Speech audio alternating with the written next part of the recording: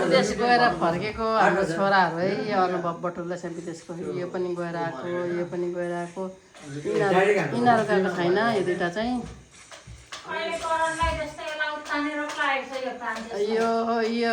विदेश गएर आएको बाबु यो बाबु पनि विदेश गएर आएको हाम्रो 80 वर्षको बाबा यहाँ विदेश गएर आएको एउटा बुढो लाउरे बुढो टेकेर हेर त्यहाँ अनुहार देखाउन नमानेको बाबु बुढो भइसक्यो अनि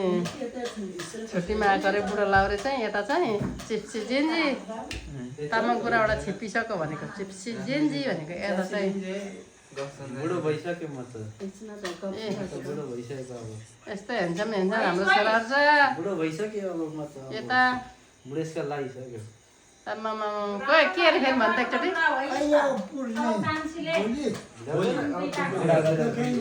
अचम्मै छ यतिको उमेरमै बुढो भएर यता यता बुढो हुने कौन कम त हेन्छम छैन हाम्रो करण त हेन्छम छ नि सानो थियो अहिले यता यता हेन्छम भइ हेलो यता झन् स्क्यान्दैन 16 Pro Max भएर स्टोरेज धेरै भएर पुरै हजुर के भन्यो अरे के हैन के भन्नुभयो अरे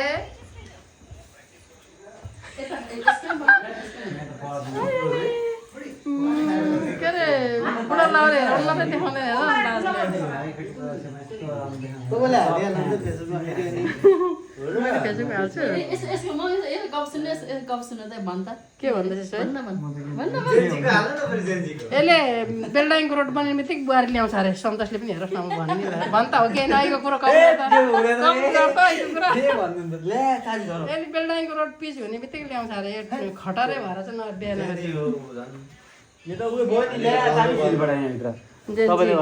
लेटेस्ट जेन्जी यता यता लेटेस्ट के भयो दिदी भएपछि मर्नु अरे झन् कस्तो दामी हुन्छ हाम्रो भाइ